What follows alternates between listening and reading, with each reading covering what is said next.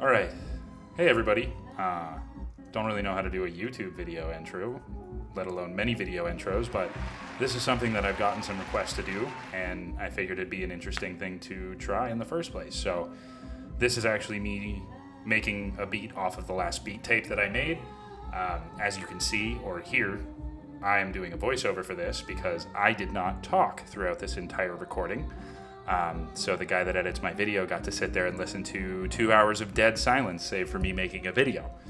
So, editing a little bit of this in after the fact so that it isn't just us sitting here in complete silence.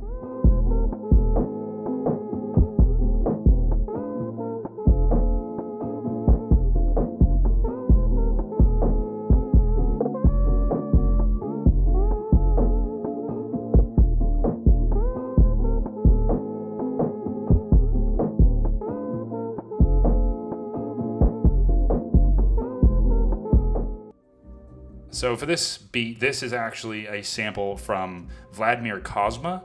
It's called Bossa de Cristina. A lot of the times when I go about picking out a sample, I usually just start with one thing in particular that stands out to me. And for this sample, it's this main loop that you can hear playing in the background right now. There's just something about vocal samples in general. This one in particular stands out for just being really airy and ethereal and really pretty, and there's also a nice guitar that's going along with it in the background as well. And then from there, you can branch out a lot farther with what you're doing with your sample. You can take other pieces, you can build, you can make an intro, you can make bridges, you can make other sections, and that's something that I've also been working on trying to do and trying to step my production up from being 4-bar loops all the way into something that's a little more musical or something that has a bit of its own song structure, even if there's no one actually making a song to it quite yet. But hopefully in the future that'll change with not only other people, but myself included. So right now, this is just me chopping up some of the actual pieces. So what I'll go through when I first pick a sample is I'll go through and at least pick a chorus chunk or pick where I want the hook of the beat. And in this case, it's this same sample that I've been talking about earlier, but it's a really pretty part. But as you can hear, a lot of the times whenever you're working with samples, and this is what makes Ableton such an awesome program, is things will be ever so slightly off, things won't be warped correctly. You'll end up with little artifacts or things will be just slightly offbeat, and that can be really, really difficult to work with when you're trying to establish a drum groove and bounce in your track. So a lot of doing this little stuff, like what I'm doing right now, is super important.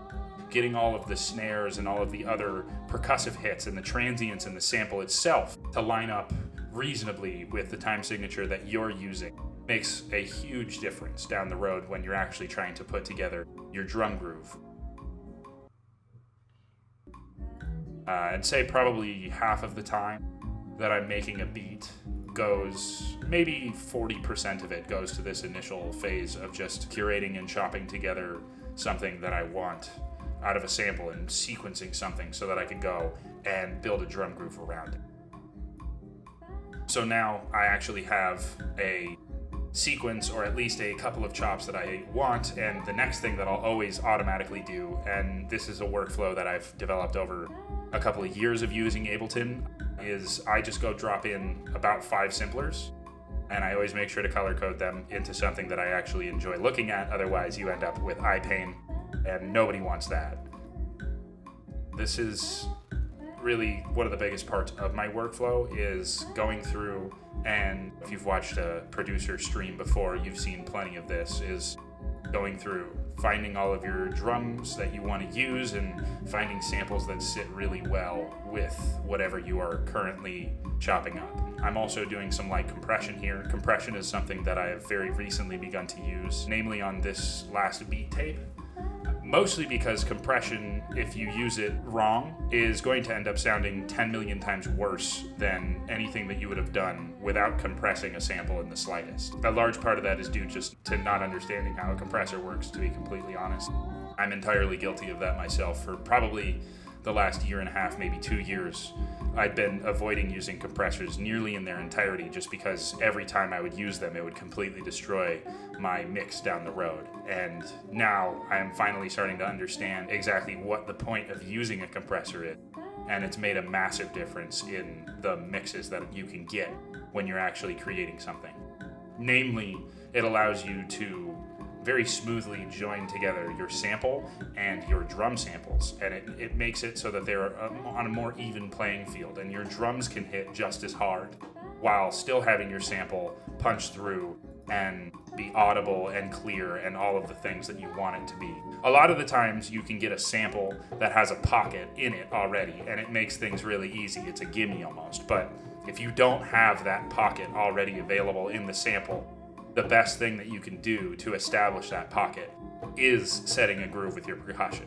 If you've produced for any amount of time, or if you've listened to any songs, you know how important it is to get bounce and to get a tight groove that hits exactly in the way that you want it to, and one that almost feels like it's breathing and moving. Speaking of that, that's precisely why I play in all of my stuff. So whenever you hear a drum groove from me, it's just my methodology for how I do it. I always start out by playing in whatever I want to hear.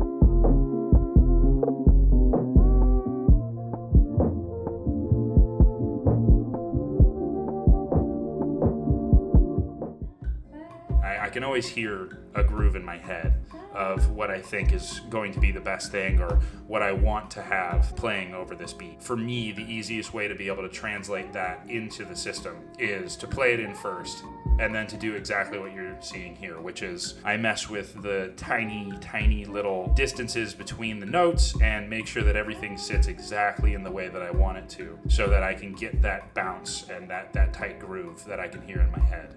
And as you might be able to see up here in the top left, every once in a while you can see me lean in really hard to the computer. That's just because I cannot see there. So here's laying down the drum groove, or at least just the foundationary part. Contrary to what I was saying earlier, with this track, there was already a pocket that I could hear in my head. And that pocket makes it really easy to start with a kick and a snare, because nothing is more foundational to your groove in terms of the thing that makes people nod their head than the kick and the snare. There just is no comparison. You can feel a groove, and percussion makes you want to dance, but a kick and a snare is what gives you that neck break that really puts a track over the edge, at least in my opinion. This also is another little trick that I've been doing, or something that I've recently started to add into my production style, is adding in snare fills and snare rolls on my MIDI keyboard. There's a lot you can do with playing on a MIDI keyboard expressively. So this is something that I do really often when I make percussion grooves or percussion loops now. I'll go through and find a couple of percussion samples that stand out in my head and things that I can think about a way that I want to spin them. And I'll put them in a drum rack and put a simpler on each of those in the drum rack. Then I can play in a little bit more expressively and on the same pad the percussion loop that I'm hearing.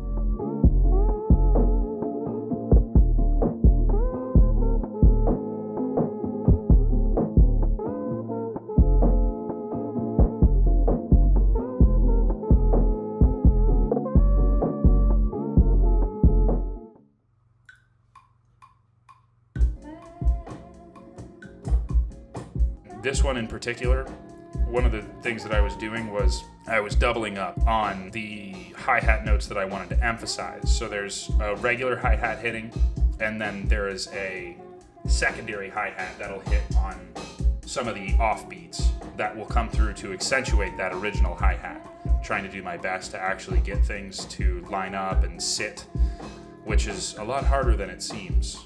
A lot of the times you end up with really, really flat sounding beats when you leave things directly on a grid, but if you let things get too wild, you just lose any form of cohesion. So there is an artistic middle ground that you can strike.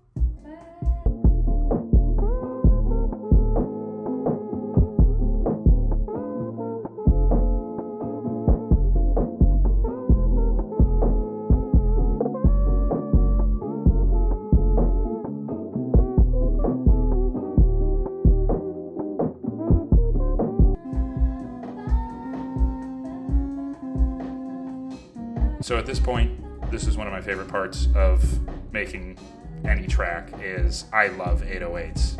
808s to me are kind of the answer to drummers being able to be musicians too. No offense to any drummers out there. I consider myself primarily a drummer / I play the computer. But 808s are a way to bring musicality to a groove or a hit or a feeling. At least in my estimation and the way that I use them a lot of the time in my music. And obviously I'm not doing anything that's crazy different than most producers. A lot of the times my 808 lines will follow something relatively similar to whatever the root note of the current progression that I'm using is. I like to go through and do some fun stuff like slides or walk the bass line ever so slightly. It's nothing mind-blowing, but the most important thing about having your 808 hit, in my estimation, is making a simple line, making it sit well, and then finding the right pitch. Because if you don't have the right pitch, no matter what you do, that 808 is going to sound terrible. And you can see me messing with that here. It took me a little while actually to find the correct pitch.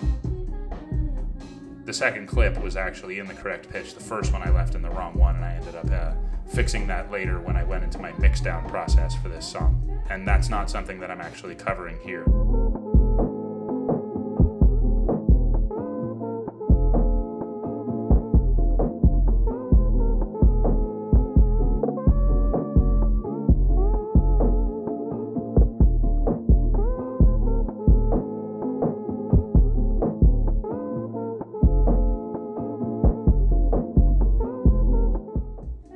If you are interested in seeing me do a full mix of a song, I would be happy to do that. Let me know, because a lot of the times when I'm producing a track, I'll do some bare minimum mixing just to get it sounding the way that I want it to, so that I can slap it on a speaker and be happy about the way that it sounds. A real mix down process takes a whole nother 2 hours, 3 hours sometimes of me sitting and focusing on a track and really nailing down all of the fine little details, which is something that I generally have a hard time with doing in everything that I do. So it is the thing that truly makes a track sound finished rather than like a sketch or an idea.